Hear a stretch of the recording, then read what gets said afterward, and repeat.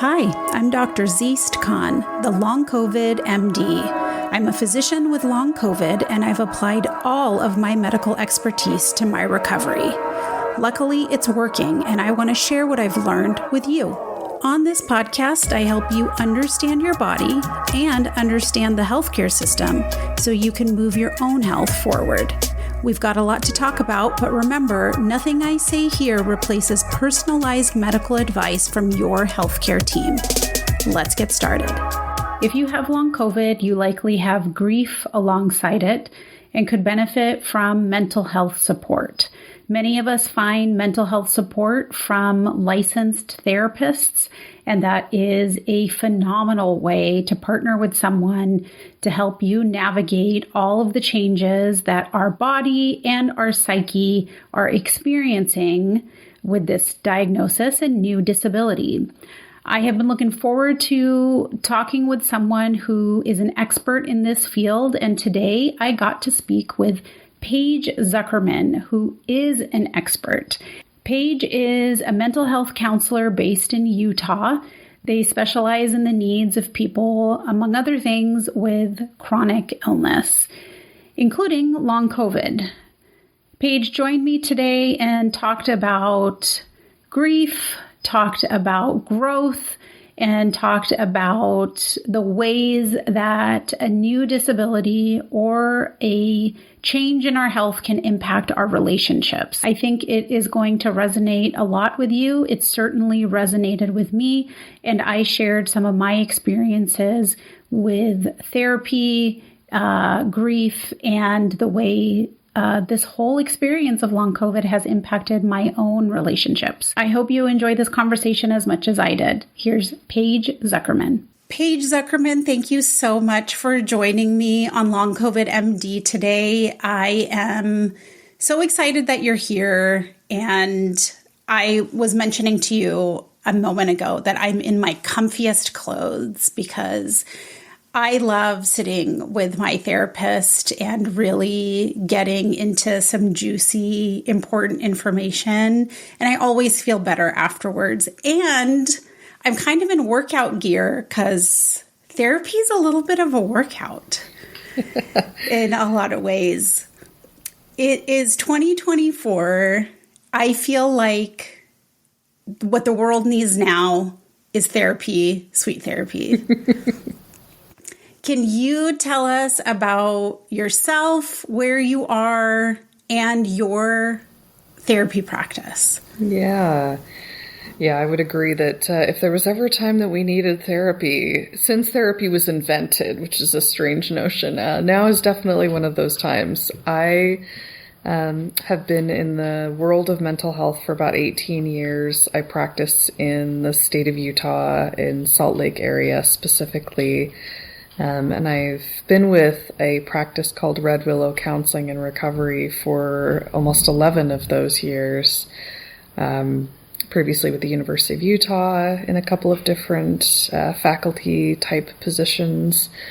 I specialize mostly in working with folks who are living with chronic illness, including family members, loved ones, and even providers, caregivers of the community, and people navigating disability. And that's been a passion of mine for about 12 years, specifically doing disability psychology. What led to that? Yeah. I started to develop that specialty in my clinical internship at the University of Utah in a space that sort of doesn't exist anymore, known as the Women's Resource Center. And myself and one of my fellow interns went to a conference that year, and the whole specialization of that conference was disability psychology. And we were presenters at that conference, and we talked about, I actually don't even remember what the presentation was, but my fellow intern at that time was a person living with MS. And I myself have had a long history of health problems ever since birth, most of which had not been really identified or diagnosed in any kind of strategic way.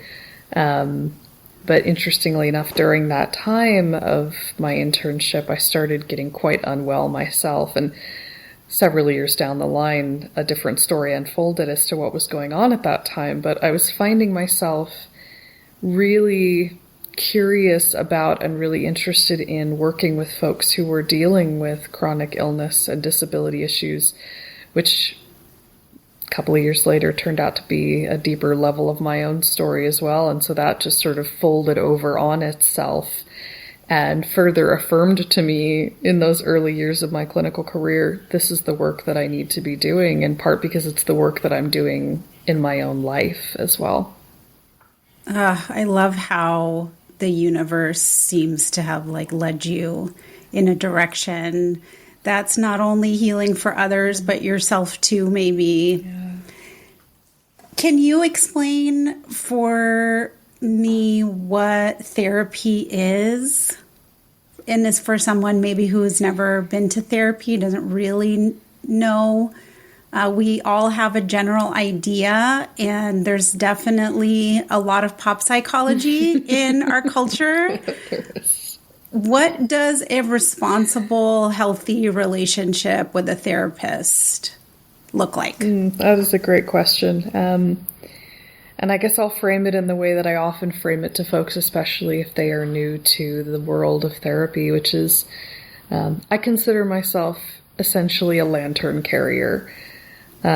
You are down in a deep, dark, kind of smelly, cold cavern, and maybe you've suddenly found yourself there, or life has kind of shuttled you down into that space over time, and you're wandering around and you're lifting a foot and it's sticking to something, and you can feel stuff dripping on you, and there's a bat flying overhead, and you can't even see your hand in front of your face.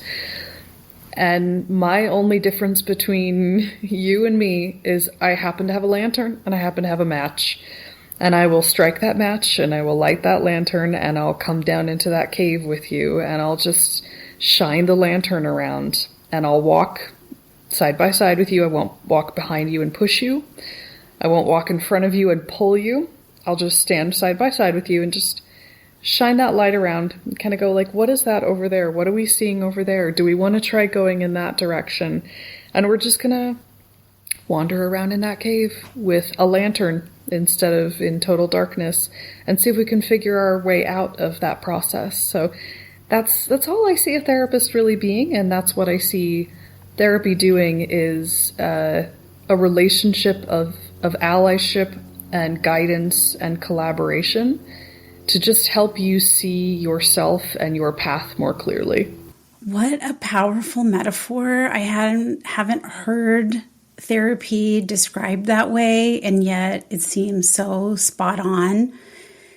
Before we started recording these last few days leading up to our meeting right now, I was thinking to myself, how much do I share about my experience with therapy?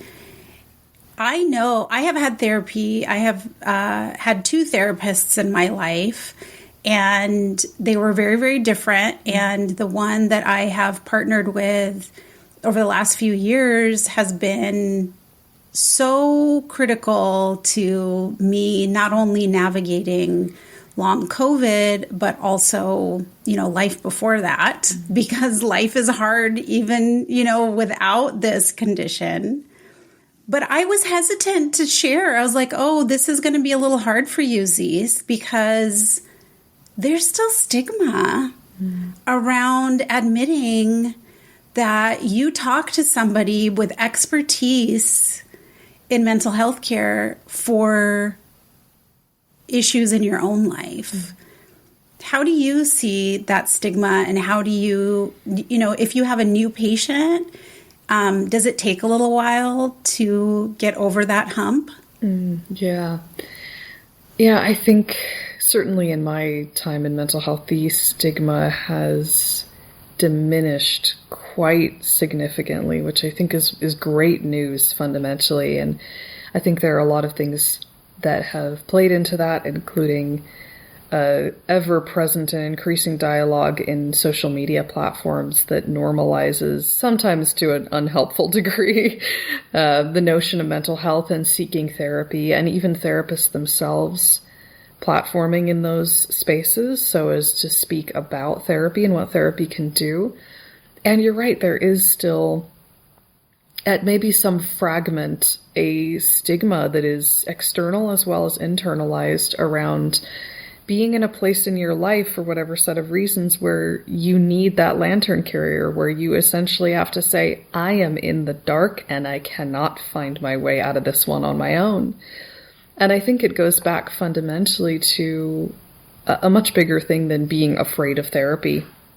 I think it's about being afraid of our inability to find our way through things on our own, and our fear of saying, I need help. I think that's ultimately the thing that's scariest, right? And certainly when you lose able-bodied privilege, when you lose health privilege, there's this intense fear that arises, especially early on, of, I can't. What does it mean that I can't anymore? And this facing pretty radically of, because I can't, I now need other people. I need other things. I need other tools and resources. We are so dedicated to our ableness and our independence and our bootstrap mentality, especially in America and in Western society in general, that these things rub up against the impermanence of that stuff. I had a supervisor early on in my career who said, we are all only ever temporarily able-bodied. Everyone is abled temporarily. And I loved that because I was like, yeah, that's right. But we don't think about that every day, and we don't want to think about what it means to need help. That scares us really deeply. It certainly does. I've been nodding along as you have been talking because it really hits the nail on the head. Even before I got COVID, I had a very hard time asking for help. And therapy really helped me suss that out. And you are also very right that independence is a very big value in America, in particular. And all of those feelings get amplified when you lose an ability that you didn't even realize you had. So talk to me a little bit more about the feelings that you have noticed people go through when they have a new medical condition or a new permanent medical condition or a disability. What happens inside that, that allows people to, that prevents people from asking for help? And then what do you do to help us learn how to say, I need help, I need accommodation, I can't do this by myself, even though I used to be able to? I know those are a lot of questions, but what are your thoughts on that? Yeah, fortunately as a therapist, I'm good at unstacking a stack of questions generally. I bet you are.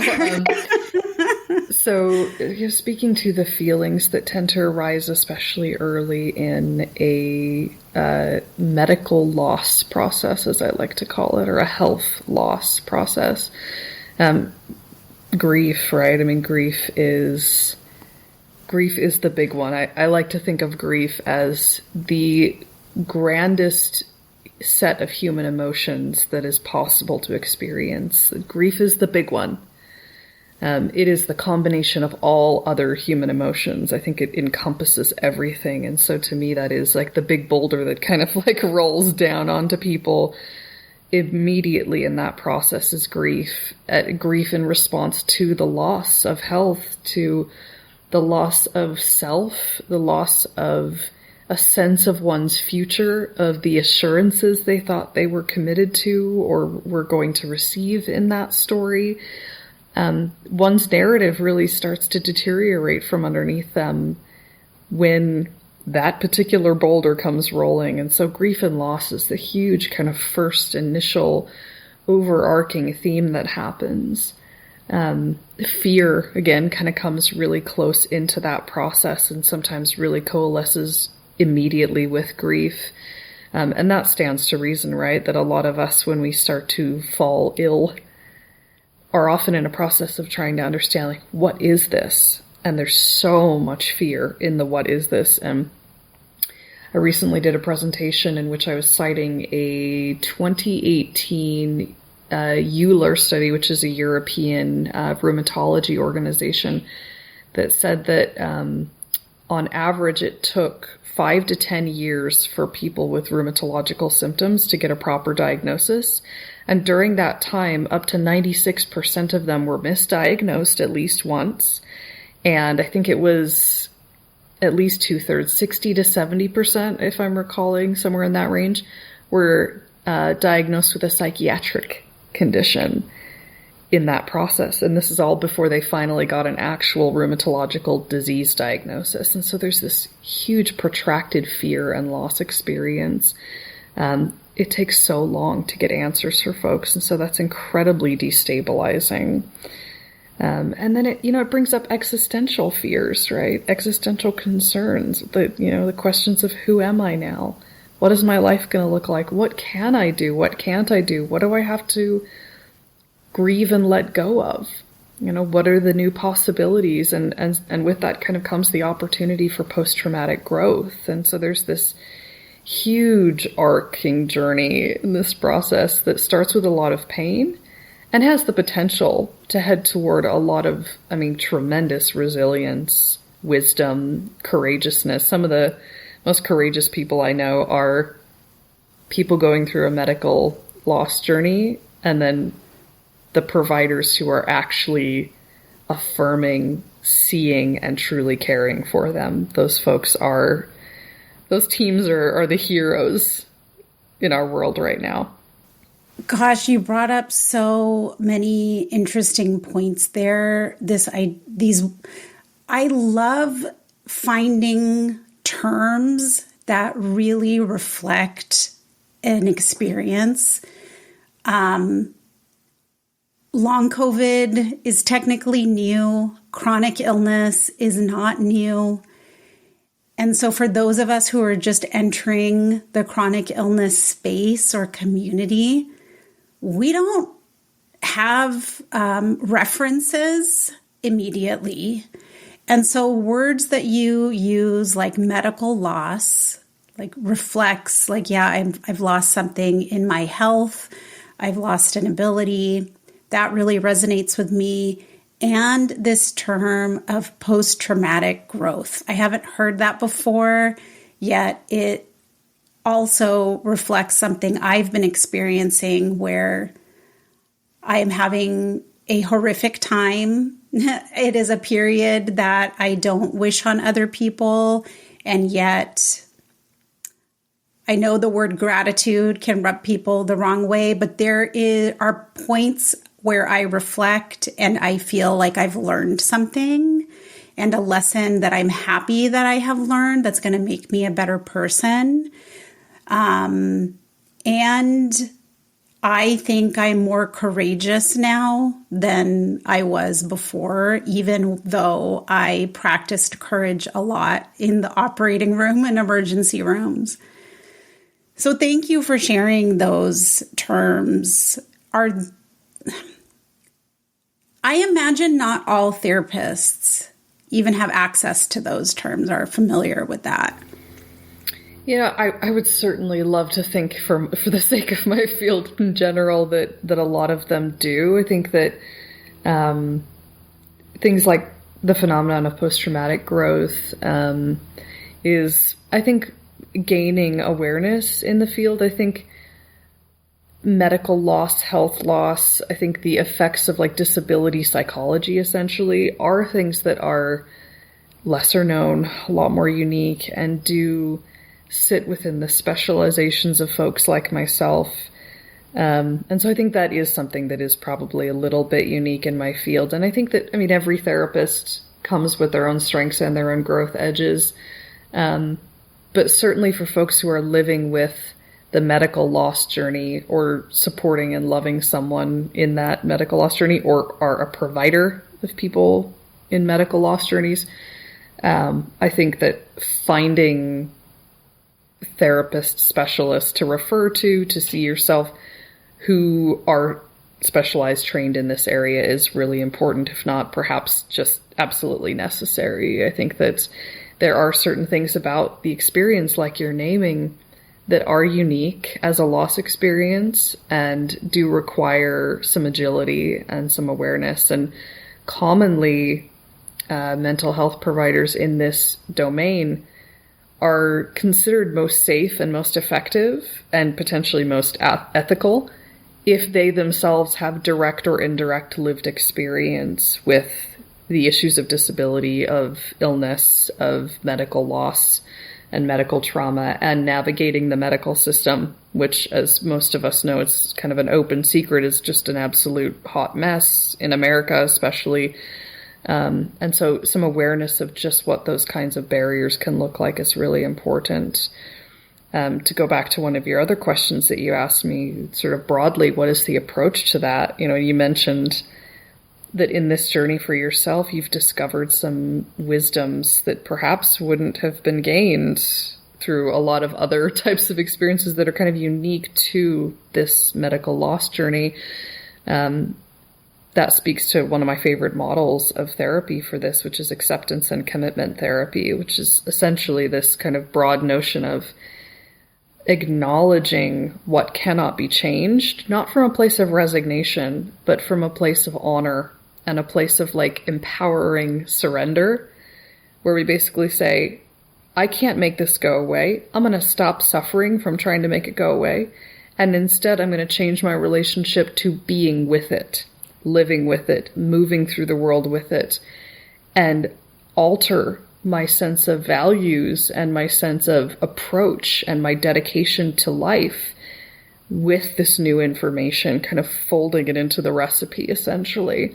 And I think that's where those wisdoms, those awarenesses, that courage sort of evolves over time, is through that ability to say, there's no fixing this. I talk with clients about what does it mean when we cross that bridge between curing into healing? Because some things can't be cured. I myself am a person who's living with something that will not be cured. It's never going to go away. What does it mean to then say, I don't need a cure anymore, but I can now dedicate to healing? And what is that going to look like for us? That's really hard to get to switch from, focusing all of your energy to treatments and trials and saying, this is with me for the long run. Let's talk a little bit more about that, because a big question is, if you accept that you have this, does that mean you have given up hope to get better? Yeah, I think that is such a critical question to ask, and one that brings a lot of dissonance for people, especially early in the process. And I think it needs to. I think it's a thing we have to sift through. In my therapeutic perspective, as well as in my personal one, in my own loss journey, acceptance wasn't tantamount to resignation. It wasn't saying, well, this is just my life, this is how it's going to be, and it's going to be awful from here. It wasn't about capitulating or collapsing under the incredible, profound weight of what was here. It was about looking at what was here, kind of standing eye to eye with it, and instead of making it my enemy, kind of saying okay, sit down, tell me what you need to teach me. Tell me what you need to show me. I'm listening. And I maybe am not going to make you my friend. Maybe we're never going to be particularly good buddies because I didn't want you in my home. I didn't invite you here. You came in without my permission. But now that you're here and I can't make you go away, can I at least not have you be my enemy? Can I at least sort of listen? Can I be open enough to say there is something here for me to discover? There is some way that this is going to wizen me. what can that look like? And can I approach with curiosity rather than fear and hatred and anger? I mean, suffice to say, fear, hatred, anger, like we need those emotions, especially early on. That's part of grief. We know that the stages of grief are not linear, but we know that the emotions that come with them are very real. And anger, staring into the void and shouting at it is part of that. And part of that journey of acceptance versus resignation and of post-traumatic growth means, raging against the machine and then eventually sitting down and going, okay, I'm listening. I'm curious now. Show me what you need to show me. Gosh, that's such a wise approach and an ongoing process, I imagine. Oh, yeah. It is not linear. There were a couple of things you mentioned, and I'm going to take a moment for my brain to remember what I wanted to ask you. Well, I'll ask you this. You mentioned a few minutes ago how so many people with a rheumatologic disorder, which is also a class of conditions that can have vague generalized symptoms, chronic pain, affect women more than men, hits a lot of the same tick marks for easy to dismiss conditions, and that many of these people were misdiagnosed with a psychiatric disorder. If I come talk to you as my therapist, if I say I need a therapist, it sometimes feels like I'm admitting I have psych problems. I have noticed that I myself try to stay very, very quote unquote rational and logical and unemotional when I talk to my healthcare providers, because there is an existing narrative that long COVID, like a lot of other conditions that are misunderstood, is psychosomatic. Can you talk about I guess I'll just say the fact that that no matter what medical condition you have, you're going to have an emotional response to this. Is it hard for maybe some of your newer clients to even admit that they're having strong emotions? Oh, that's such a good question. And it's so grounded in a interesting and inevitable and near constant duality that people dealing with a medical or health loss experience, which is this go to the doctor's office, put on the mask of I've done my research. I know my shit. I am unemotional, stoic, purely logical. And then taking the mask off and going into spaces where one can actually acknowledge the heaviness of living with this particular challenge. And I want to just validate you and everyone else living with this, including myself, that is a real thing we have to do when we go into healthcare settings that are not mental health.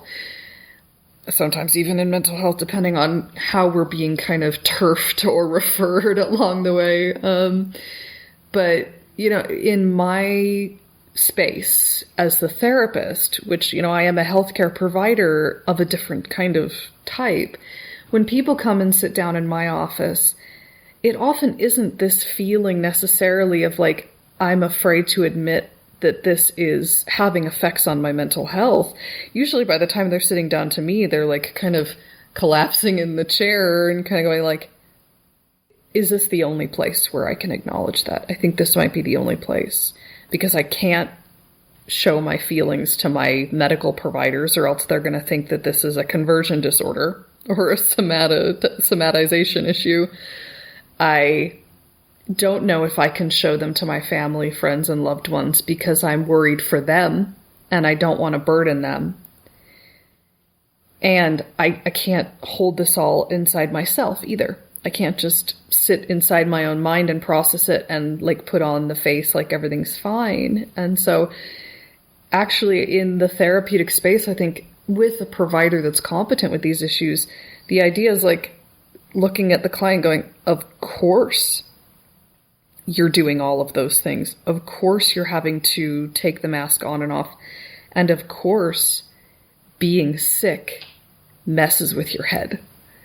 And I really normalize that with folks. I'm like, having a chronic illness or a medical event has nothing to do with a psychiatric disorder. It's that being sick makes your head messed up. Like, you feel depressed, you feel fearful, you feel confused, you feel existentially worried, you feel a sense of loss of self. And just, not even just normalizing, but I think of it as like inevitabilizing it. Of like, this is, I say to people like, I would be more worried for you if you said that this was fine and you meant it. This is not supposed to be fine. And I use the kind of joking, mnemonic, fucked up, insecure, neurotic, and emotional. That's what fine means. So like, you shouldn't be fine. Right. You should not be fine if you're having this experience. You should be feeling very unfine, and that's really appropriate. Yeah, that's so validating to hear, because we often feel like we need permission to do that collapsing in the chair and admitting that we are in a tough time. But there's other people who are collapsing in chairs. People who are caregivers of loved ones who have, we're talking specifically about long COVID. And there's a lot of work that I've done internally, to process the feelings that have come up for me with my long COVID diagnosis. But I also spend a lot of time, not only with my therapist, but, in my own head, thinking about and working on relationships with other people. Long COVID has changed my relationships with the people who I love the most.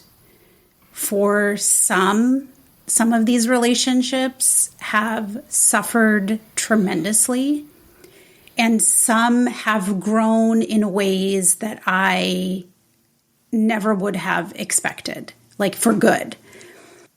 The conditions of the relationship have changed. Like the terms of the agreement, sometimes I think about the terms of the agreement of this relationship that maybe existed for decades has now suddenly changed.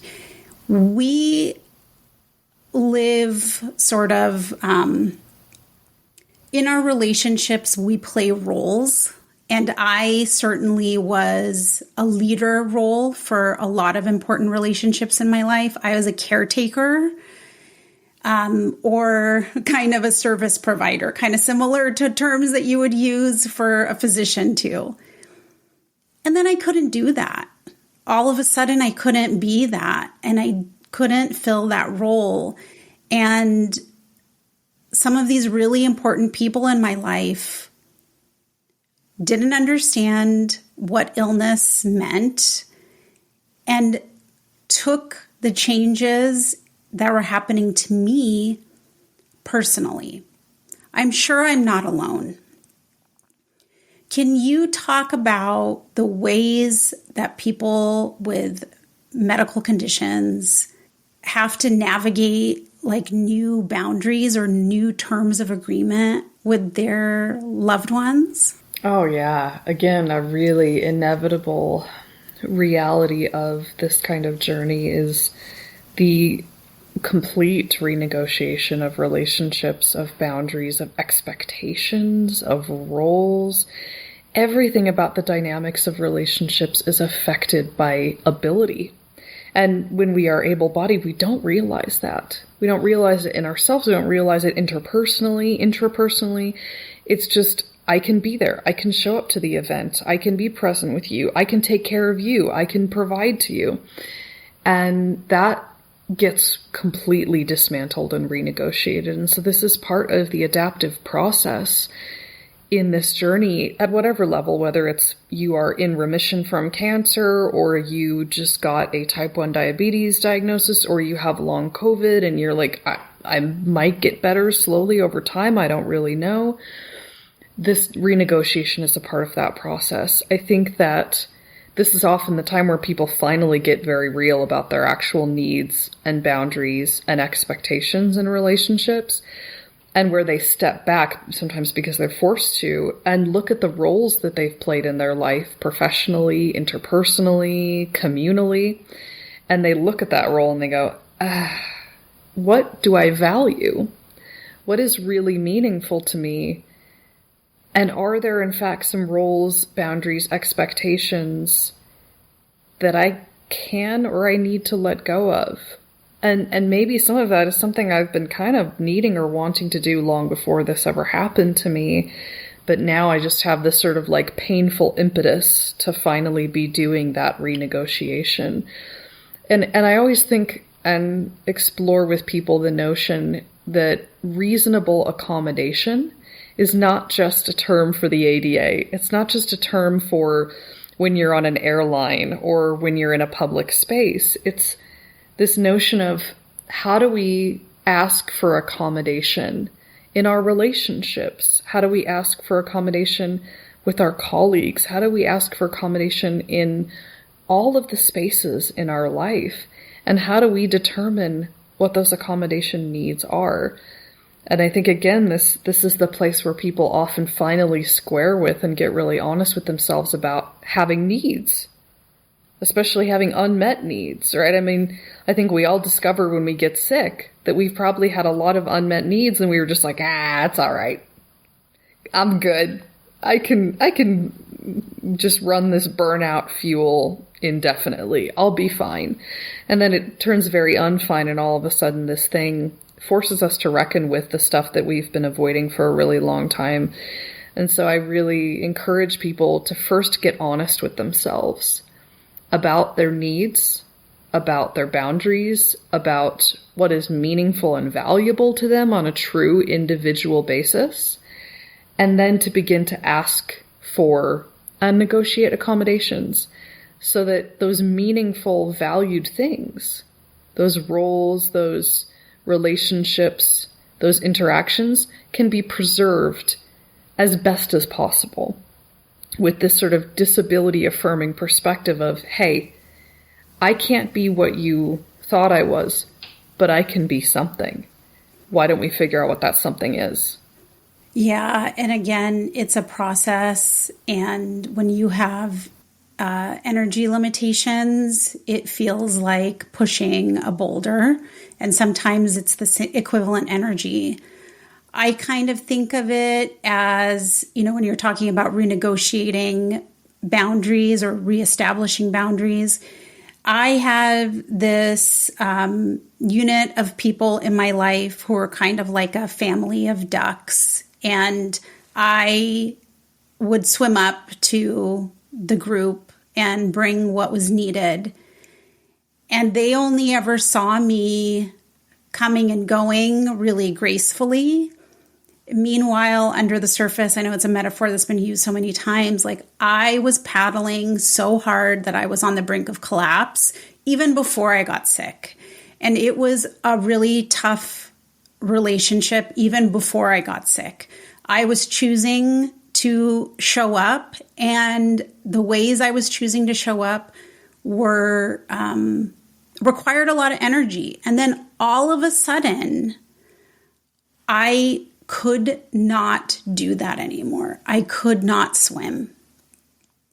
And so I understand that the family of ducks was like, you abandoned us. That's what it looks like to us because we never saw what was going on under the water. You didn't even tell us.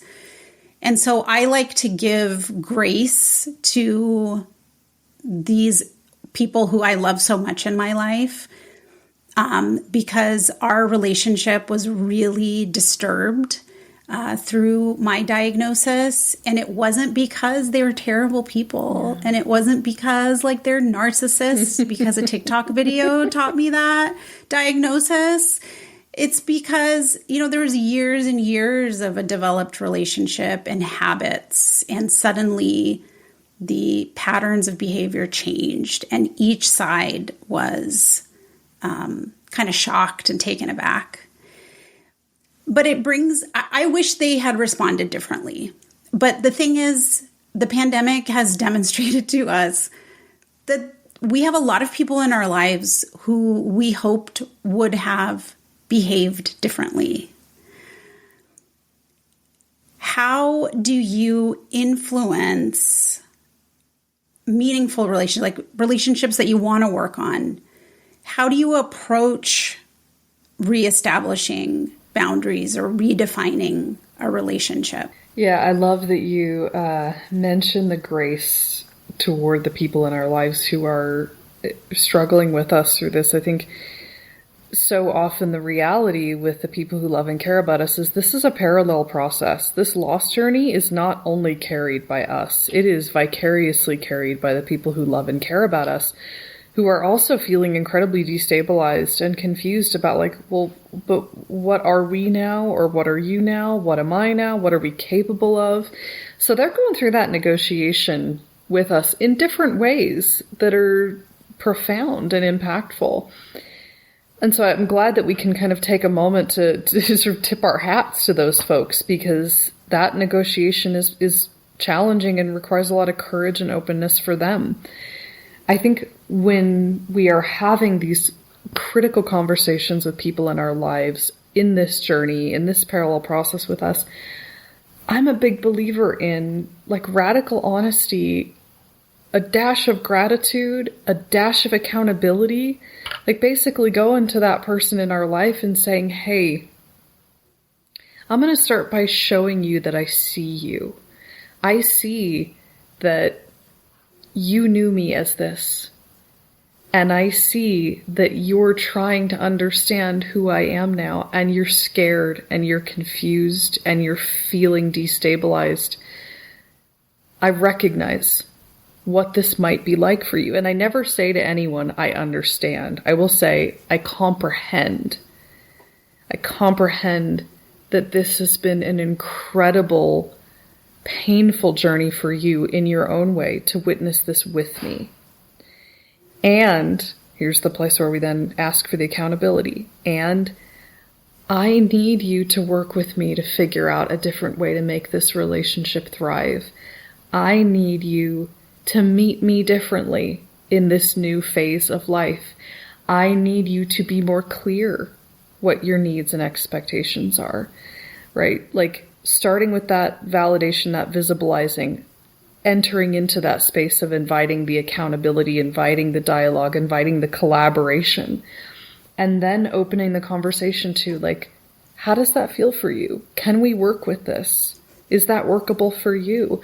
And really having this, because this is a parallel process, we have to have a parallel process of collaboration to figure out how are we going to renegotiate the terms of this relationship. And that can be in any space, whether it's the interpersonal space, the intrapersonal space, or with your, colleagues, friends, everyone in your life. I think that that's how you approach those dialogues, with a lot of openness. But people need to feel seen. And if we can start with that place of I'm not apologizing for being sick. I'm not apologizing for having to change how I show up in your life. But I am going to witness the effect that it might be having on you. And I'm going to show some grace, some compassion, and some consideration for what you've lost vicariously in this whole negotiation. It's such a patient approach and kind approach, but it is a huge undertaking. Is it okay to just take a break from some relationships, especially when you cannot show up and you're I can't be, this is a drain. I need to step away for a while and we'll come back later. Do you see people commonly sort of taking a break from important relationships and then trying to tend to them a little bit later when their own health has stabilized a bit? Yeah, that's a great question too. I think, yes, the simple answer is it is absolutely appropriate and important to consider where you need to put things on hold, right? Whatever that might be, whether it's a career relationship, whether it's a friendship, family members, that's a common negotiation people have to make in this process is like, I can't engage with that stuff right now. Especially because we think about, one of the words that I want people to take from this podcast today is allostatic stress or allostatic load. Ooh, tell me about that. Yeah, so allostatic load is the underlying chronic weight of stress and its negative impact on the body at a cellular level that people experience when they are in a regularly stressful environment. And traditionally, the science around allostatic stress has been done on first responders, military, people like that. But I want us to think about allostatic stress as a cellular, psychological, physiological impact from being chronically ill. That it's not just the illness that's causing allostatic effects, it is the negotiations, the life changes, the grief, all of these things that we've talked about that creates the deepening and weight of that allostatic load. When you are under allostatic stress, you only have so much energetic capacity, literally at a cellular level. Your ATP production changes. You can only be enlivened to a certain degree, and that has reduced significantly as a result of the illness itself. And so we have to think about our energy envelope. We have to think about what can I afford? And we cannot over-negotiate. We've got to get real honest with ourselves. And those relationship dynamics can be really costly. And so you got to take a moment in this process, including with your therapist sometimes, and look at all of those relationships and all of those interpersonal demands in your life and say, where can I give a little of my reserves to the things that are most immediately salient to me? And where do I need to say, we got to put that one on hold. We got to step back. We've got to reduce dedication and commitment because there's just literally only so many matches in the book. And when we strike them, they're burnt and we cannot light them again. We won't get them back. And so really being honest with ourselves about how important it is to say, yeah, I can't. Maybe now, maybe later, maybe indefinitely, we don't know. But it takes real courage and real honesty with ourselves to step away. And I think that's really valid. It's such a massive exercise in presence and being intentional to have long COVID for me. It's like, what is available to me right now? What is appropriate for me right now? Because I have unrenewable resources, and that reality hit me in the face so hard. We all know it theoretically. Thank you so much for sharing all of your insight. We are all going through the ringer, psychologically and physically. As we wind down, can you give us a little bit of guidance on how to find a therapist and what to expect in the process of finding a therapist? Yeah. Whether you are going onto a directory like the Find a Therapist at Psychology Today, or you're calling your insurance to find in-network providers, ask for specialists. Ask for people who work with chronic illness, with disability, with chronic pain, with medical conditions. Ask for therapists who specialize in long COVID, right? I mean, these are specializations that are becoming more apparent in therapists' outward presence. And certainly in mine, if you go to my profile, you are going to see I work with these things. It is right there. So ask for those needs. Say, I need someone who does this kind of work. Generalists are a starting point, but I think when it comes to these kinds of concerns, you really deserve and you really need someone who lives in that world, orbits in that world, knows the realities of this and can navigate the nuance of it right from the beginning. And most of all, where you, as the person living with the chronic health condition, don't have to teach your providers about your condition. I mean, we have to do that often with medical providers anyway. You have the right to say, I don't want to have to teach my therapist about the fact that I'm a person with long COVID coming in for therapy because this is wearing me out. I want that therapist who can go, oh, you have long COVID, you have post-acute sequelae of COVID. Gotcha. I know that. I can work with that. Let's talk about what that looks like for you. So asking for specialists, looking for specialists, and being really clear about the expectation and the need there. And then don't be afraid when you make those contacts, you reach out to those therapists to ask questions, to vet them a little bit, to, ask even about personal experience. I think it's really appropriate to say, not just what are your specialties, but do you have any lived experience? Do you have any personal experience with these issues? I think especially in the chronic illness community, that is such a big part of safety, is whether or not somebody gets it. So don't be afraid to ask. As the potential therapy consumer, you're hiring someone to be your therapist. You are the client. You have the rights to say, I have certain needs and expectations. Tell me about how you could potentially meet those. So be a discerning consumer who believes in your right to ask those questions. And then reach out and see who's responsive, see who's willing to speak to those things. I love when prospective clients are like, do you have any lived experience with this? And I can be like, I mean, in my case, it's very optically outward, pretty obvious. I have signage in my office that says, we are a disability affirming space. I have signage in my personal office that says, I am a dynamically disabled person. You may notice certain things about me. Please know that these are normal.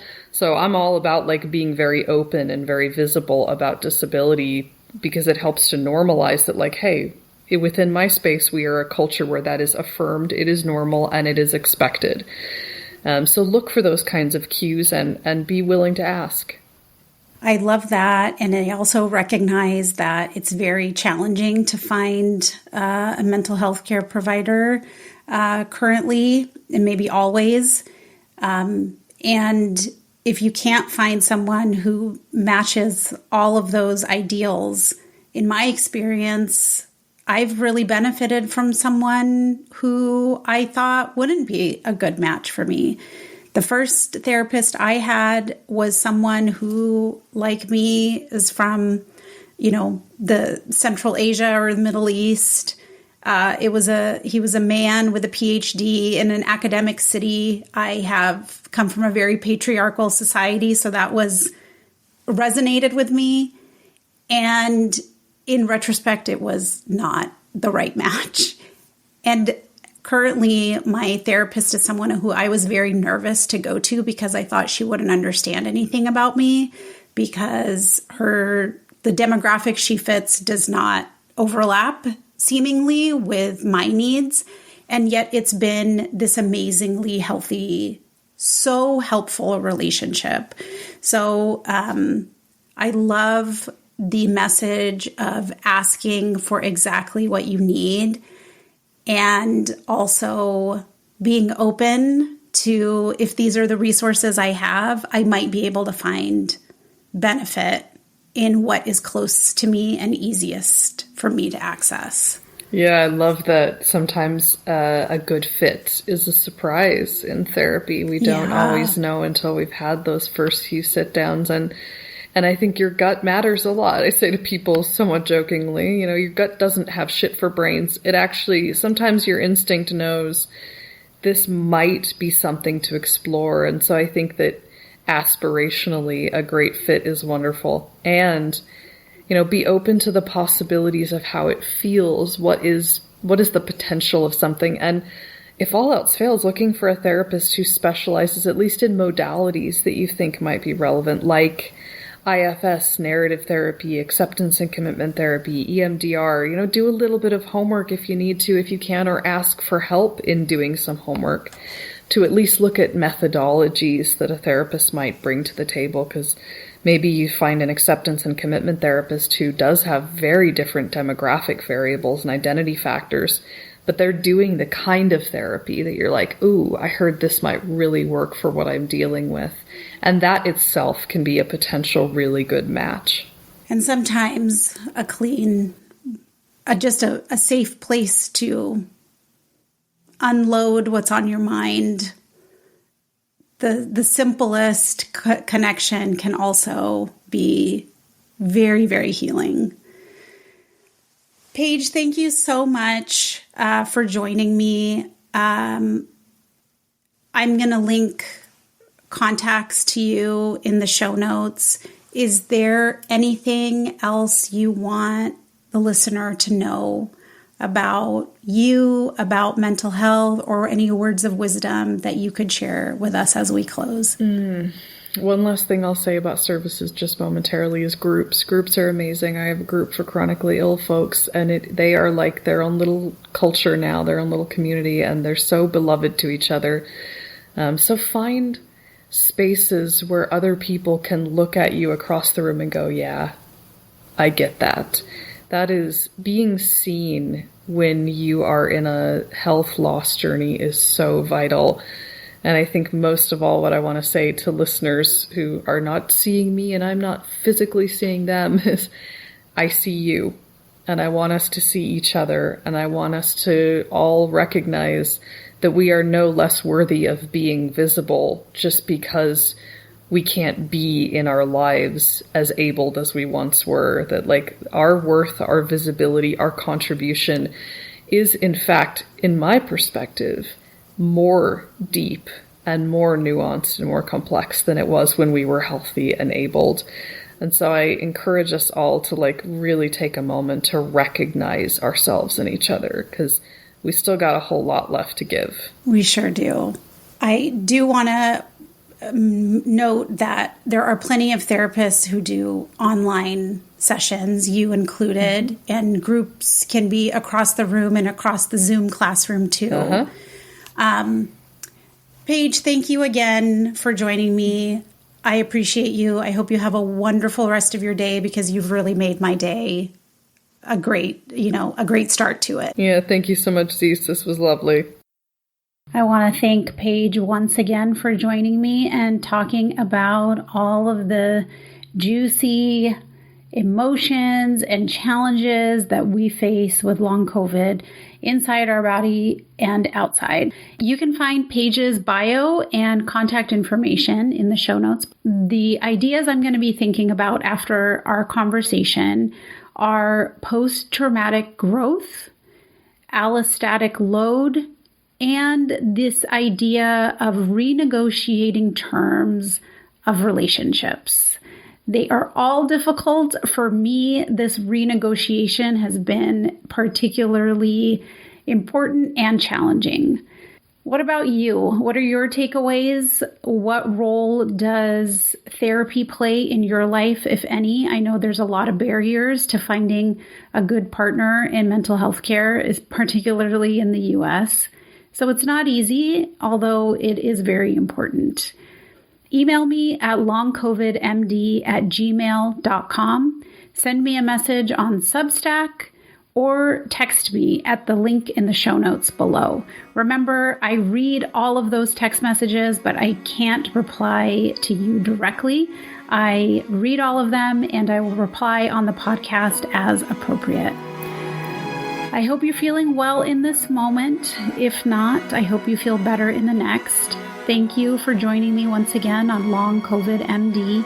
I'm Dr. Zeest Khan. Until next time, bye for now.